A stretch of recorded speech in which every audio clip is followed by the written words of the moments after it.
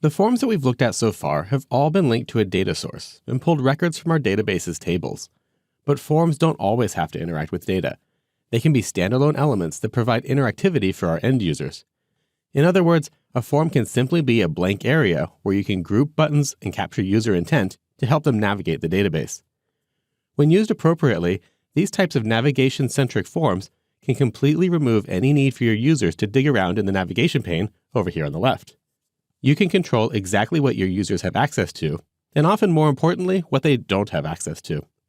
In this movie, we're going to create a main menu that will help our end users navigate the Kinetico database.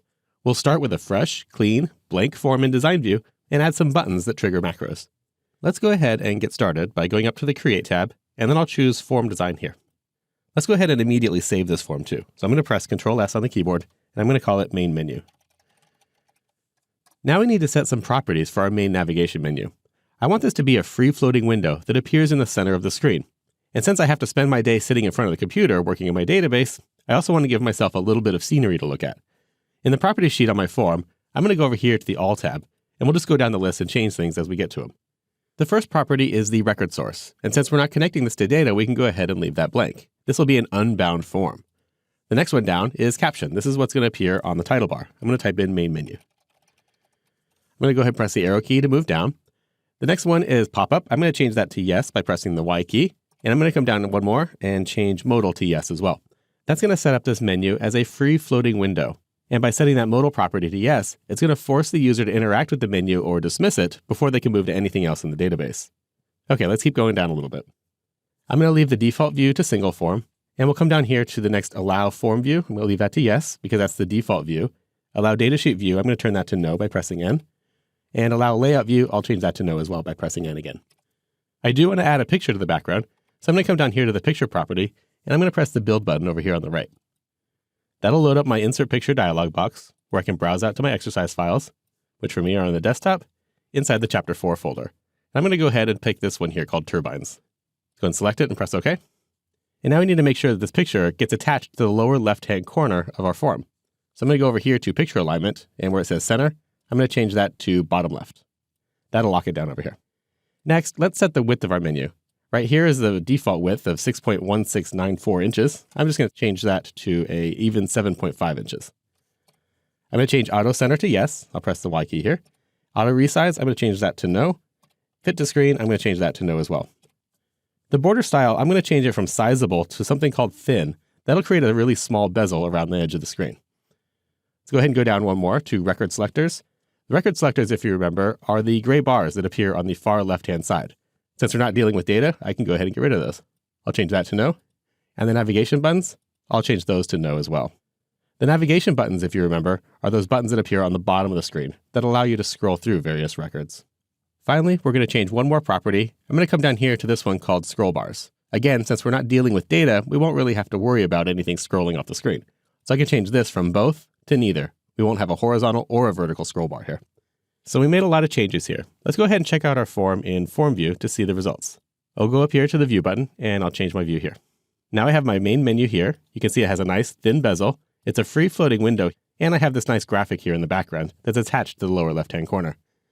Now because it's a pop-up window, I can no longer switch my view back to Design View using the button over here. And notice because it's modal, it forces me to interact with it. So in order to get back to Design View, I'll right-click where it says Main Menu up here, and choose Design View from this menu. Now let's add a title here to our main menu. I'm going to first start by adding in a new rectangle. I'll come down here in my controls group, and I'll grab a rectangle control.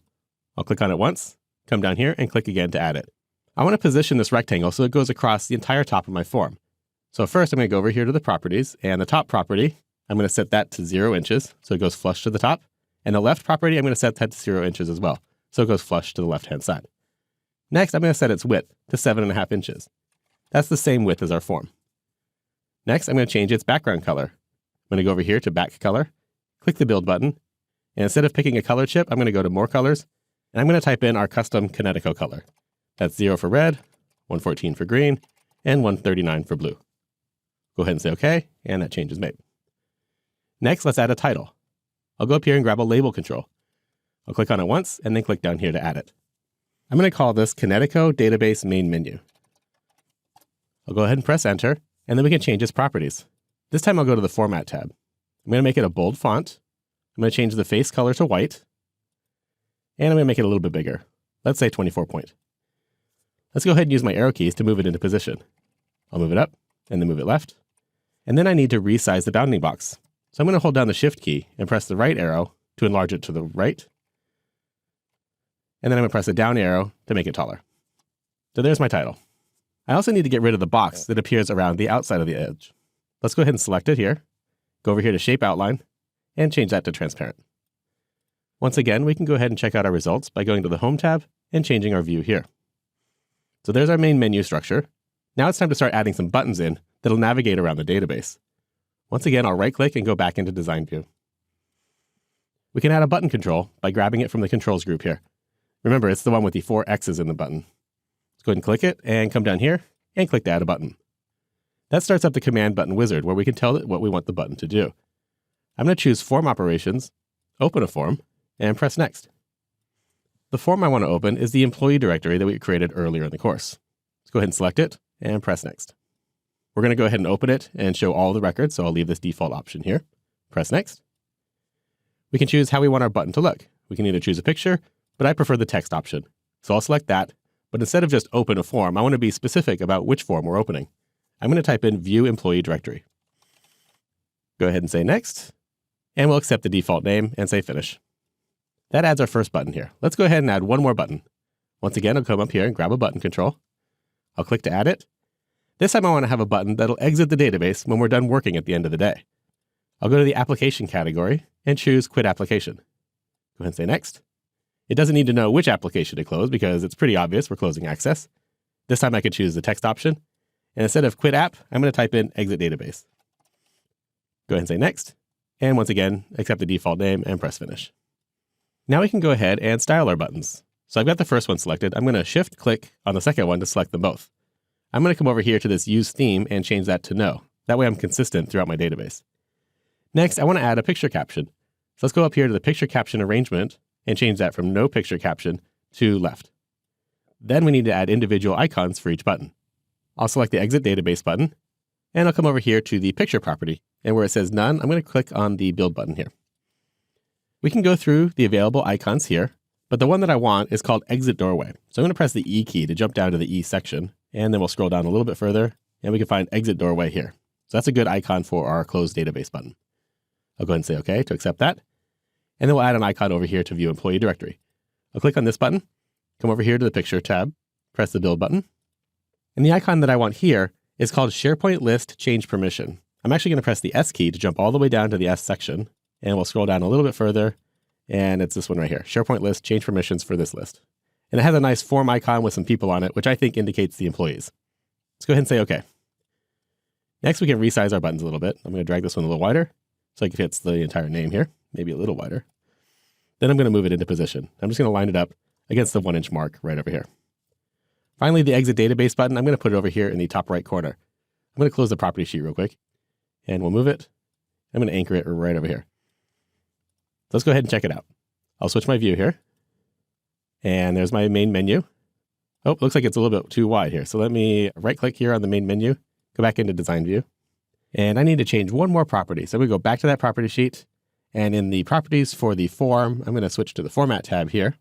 And I'm actually going to come back down here to this Auto Resize property here. I had earlier changed it to No. I'm actually going to change it back to Yes. That way the size doesn't get enlarged when I switch my view over.